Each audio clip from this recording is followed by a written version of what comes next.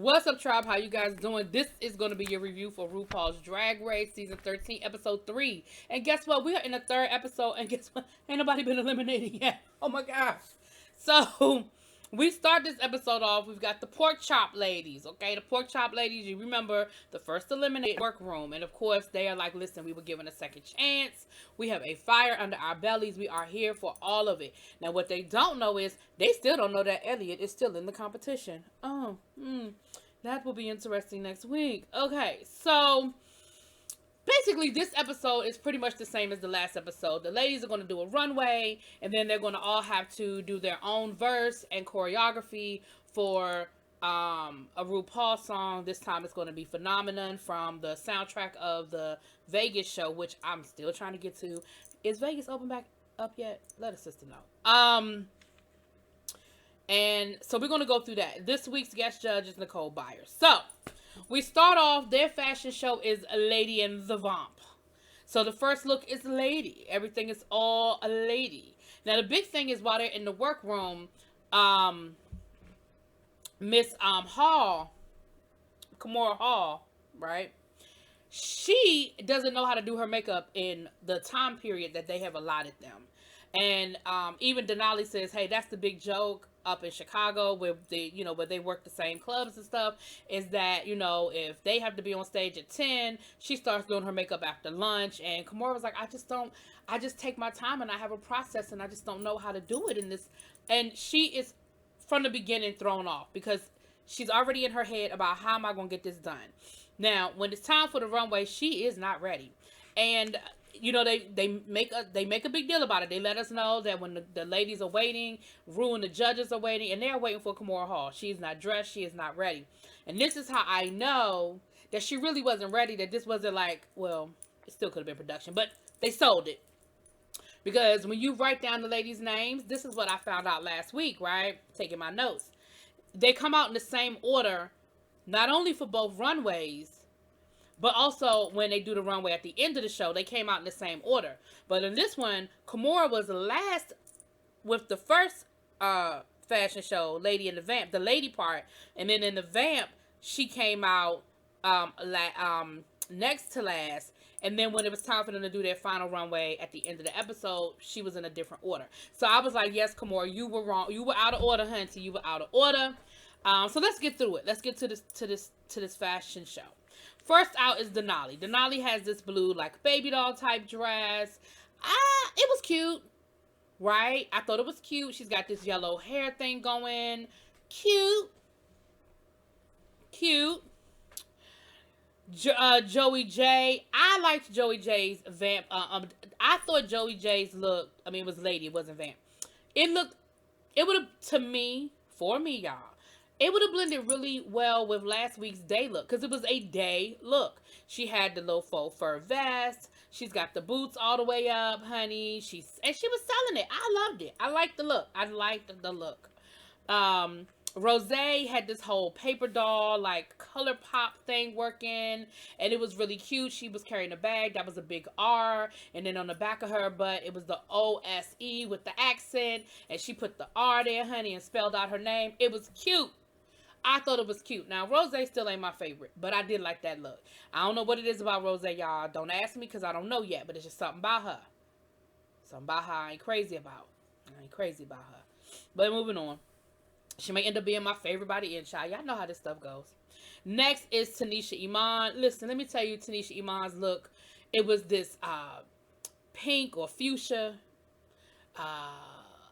look with a fuchsia cape on it, honey.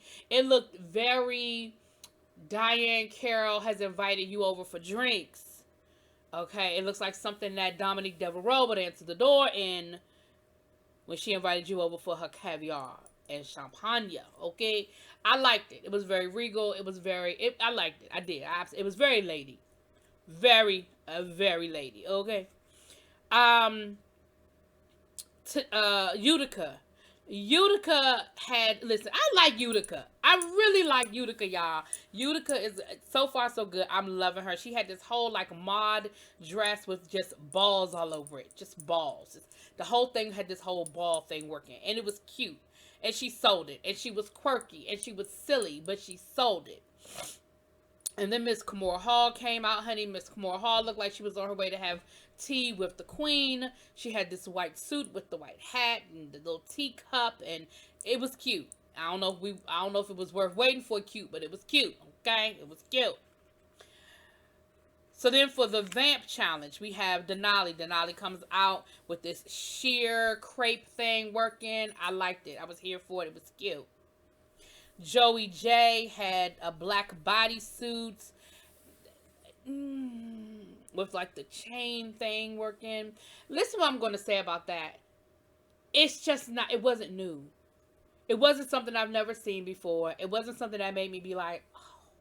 It was just a black jumpsuit with the little chain cage thing in the front.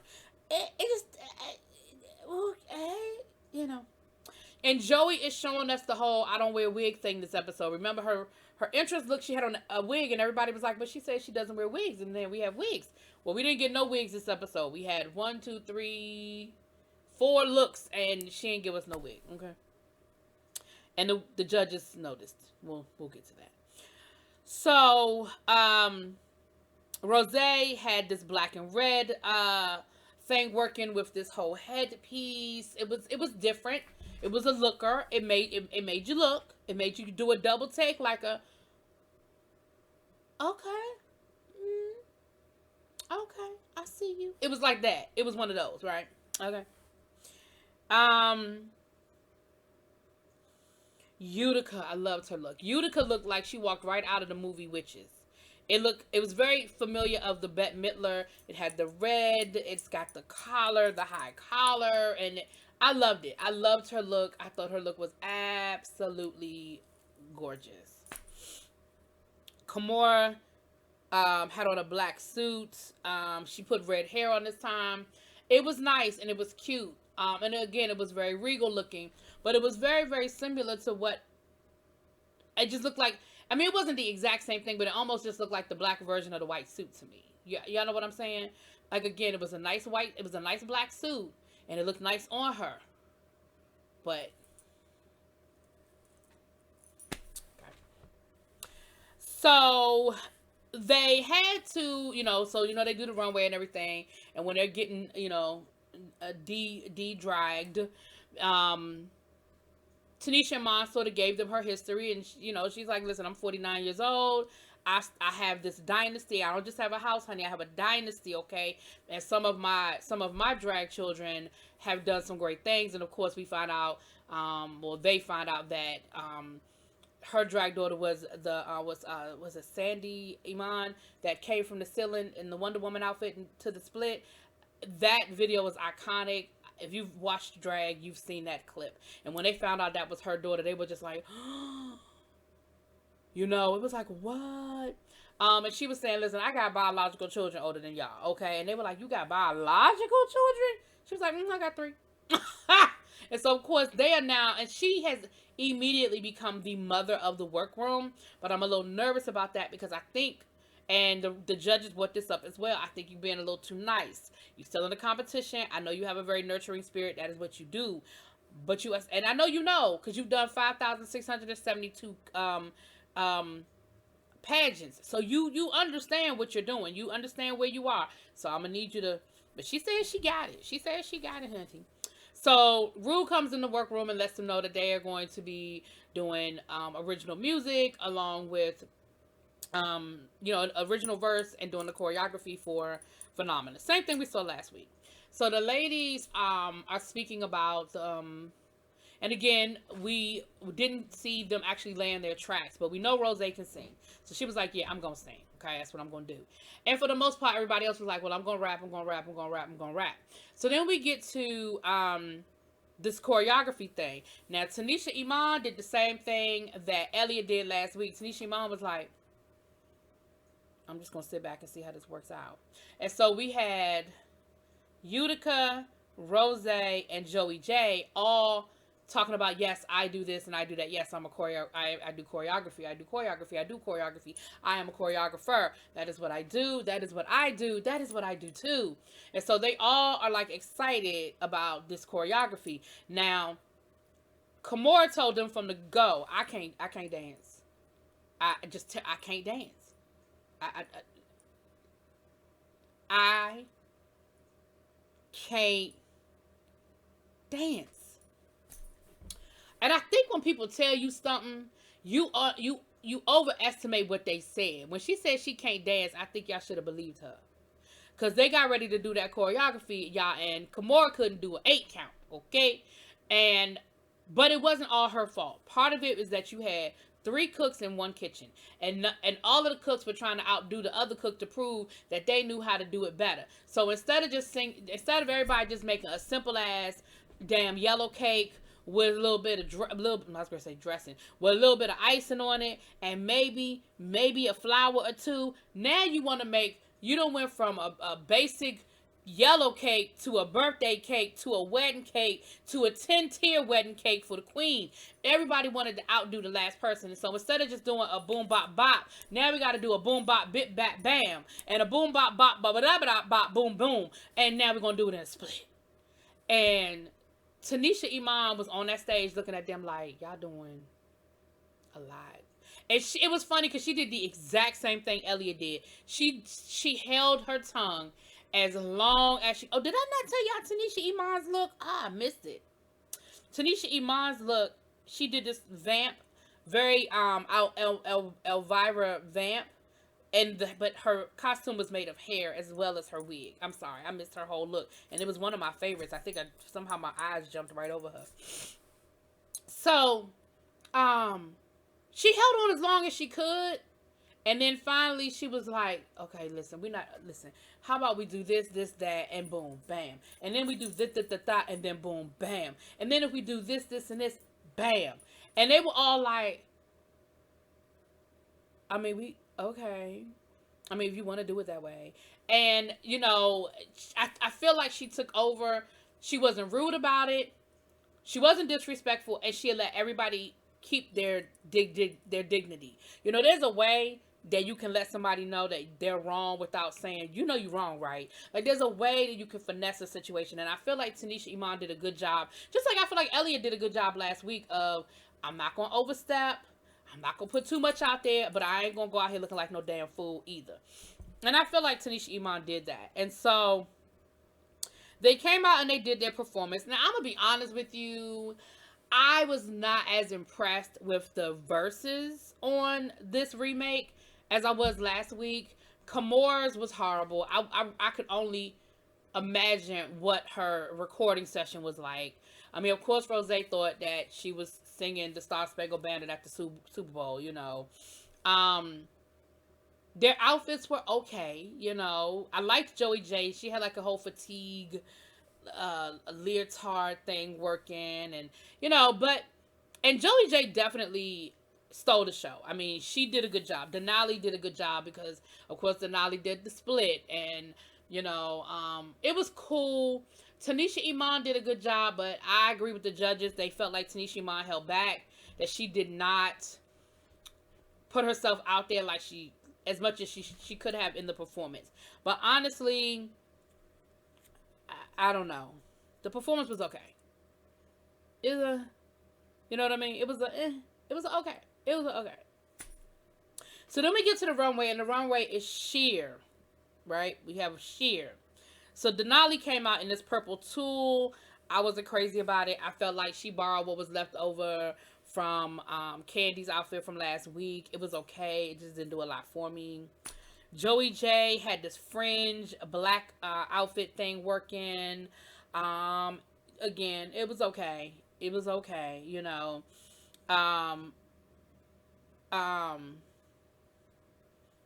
Tanisha, wait a minute. Yeah, Kamora Hall, excuse me. Kamora Hall was cute. She had this sheer bodysuit that, had the rhinestones in the right places. It fit her like a glove. She floated down that runway. Great. I was here for it. Rosé's outfit, it was a plastic thing. No.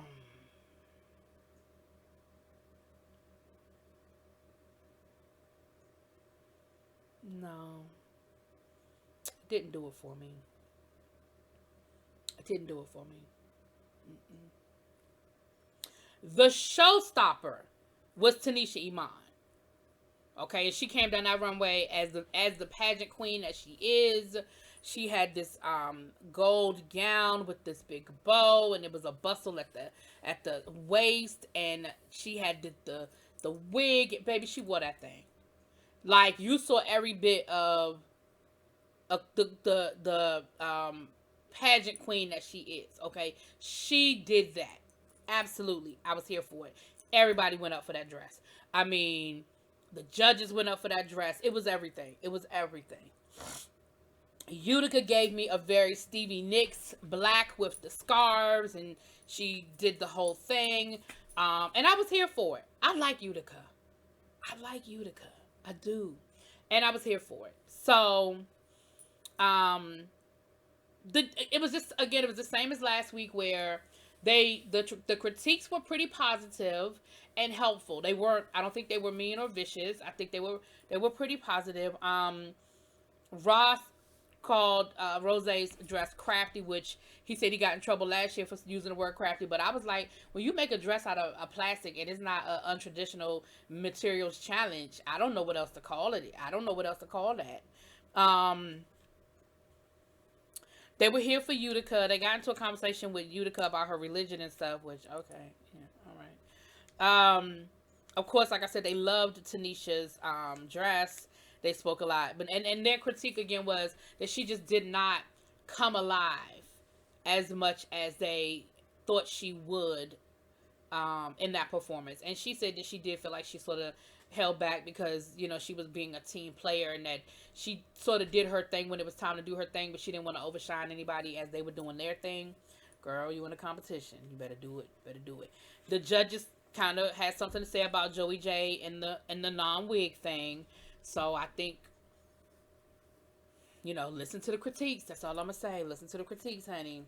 But overall, I mean, they were okay with it. Again, I don't think it blew them away. I don't think the performance blew them away, but it wasn't the worst thing that they've ever seen, I guess, you know. And just like last week, we had two tops. It was Denali and it was Rose at the top. They lip sync to "If You Seek," I don't know, by Britney Spears. It was a good lip sync. Of course, Rose and Denali both had to give us splits and drops and all of that, but it was a good lip sync. But ultimately, Denali won the tip. So here's what's going to be interesting. Next week when they all come back together, baby, that's gonna be a lot. The other thing that I thought was interesting, and I forgot it, my bad, when they were in the workroom getting ready for the runway, Kamora shared that she's been with her boyfriend for like 9 years, yet she doesn't share drag with him. He doesn't like drag, and he doesn't really want to be reminded that he's dating a drag queen. And so she keeps all of her drag stuff in storage. He doesn't come to her performances. And it's a very lonely place to be because that's a big part of her life that she can't really share. She said that she hasn't even fully committed to drag because of him. And she doesn't do it as much as she could because of that. And I found that to be very interesting and sad because at a certain point, you know, a partner is supposed to share your dreams. And if this is something that's very important to her, it sounds like an overdue conversation, especially when she said it's a very lonely place, and I can understand it being a lonely place. How many of us go home and can't talk about what we spent our day on, or what our dreams are, or what our passions are? I mean, that's something that clearly Kamora is passionate about. I mean, she's at RuPaul.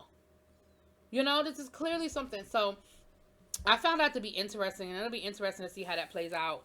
Not necessarily the rest of the season, because I don't think that's going to become a thing, but it'll be interesting to see how that plays out once Kamora goes back home. Whether Kamora stays 1 week, 3 weeks, or to the end, it'll be interesting to see how that plays out, right? So there you have it, you guys. That is RuPaul's Drag Race Season 3, Episode 3. Let me know what y'all think. Drop it in those comments. Peace.